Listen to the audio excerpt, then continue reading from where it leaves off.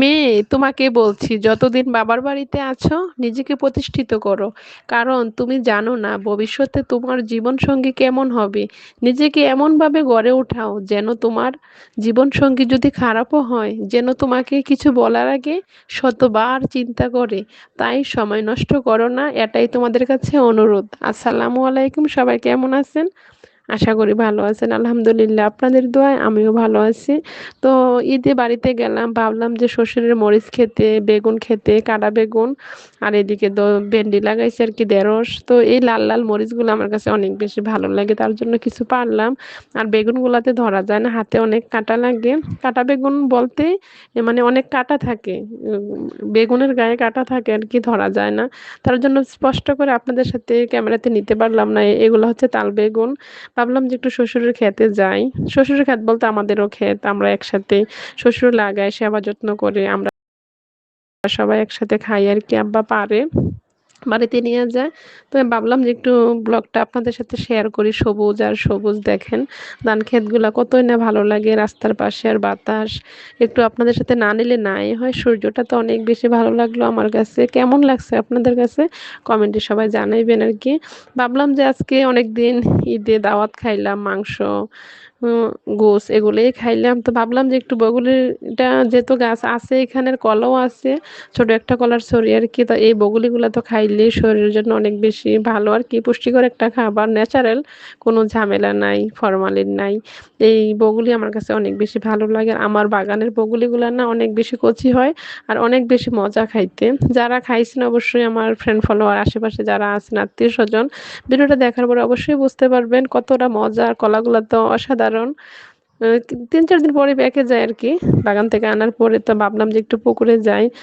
অনেকদিন পুকুরে যাওয়া হয় না, হাত পা গুলো একটু ধুই। আর পুকুরের পানিতে কার না বেশি ভালো লাগে, পুকুরের পানি এত সুন্দর পানি দেখেন। আর পুকুরের ঘাটটার কথা না বললে তো নাই হয়। দেখেন, এদিকে একটু বসলাম, হাত পা ধুইলাম, অনেক বেশি শান্তি লাগে পুকুরের পানিতে হাত পা ধুইতে। আমার অনেক বেশি ভালো লাগে। চোখে পড়ে গেল দুইটা হাঁস, দেখেন হাঁসগুলা অনেক বেশি ভালো লাগে, পুকুরের পাড়ে বসে আছে। আর এই দৃশ্যগুলা মানে কি বলবো, বাড়িতে থাকলে তো এই দৃশ্যগুলো আপনাদের সাথে অনেক বেশি শেয়ার করা হয়তো যদি বাড়িতে থাকতাম। আর এখন তো আর বাড়িতে থাকি না।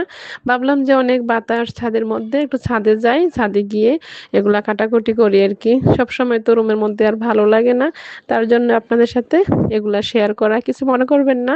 আর একটা আনারস ছিল বাসায়, নিয়ে আসলাম। আর আমার সাথে যে বাসুরের ছেলে, দেবরের ছেলে, ওরা ঘুমাইয়া আছে। আর বাসুরের ছেলে বেড়াইতে গেছে ওর আন্টির বাড়িতে, কেউ নাই, একা একা কি করবো। আর আমার ছেলে গেছে আমার ননদের বাড়িতে বেড়াইতে, ঈদের বেড়া নিতে।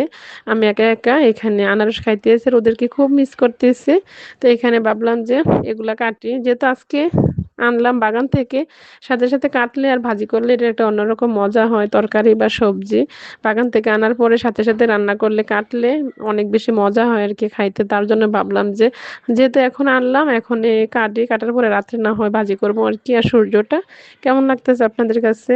আর এই গাছগুলা সবুজের মাঝে থাকলে না মন এমনিতে ভালো থাকে।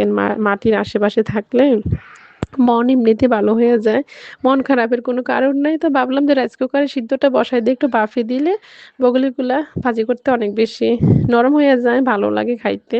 আর আমরা বগুলি এইভাবে ভাজি করি। আপনারা কিভাবে ভাজি করেন, কে কিভাবে ভাজি করেন, কোন জায়গা থেকে দেখতেছেন কমেন্টে জানাইবেন। পেঁয়াজ রসুন কুচি দিলাম এখানে, দেওয়ার পরে একটু বাদামি কালার হয়েছে, হওয়ার পরে বগুলিগুলো দিলাম আর কি। তো কথা বলতে বলতে অনেকক্ষণই আপনাদের সাথে ভিডিও শেয়ার করা হয়েছে। যদি আবার শ্বশুরবাড়িতে আসি তো ভিডিও দেওয়া হবে, আপনাদের সাথে শেয়ার করা হবে আর কি।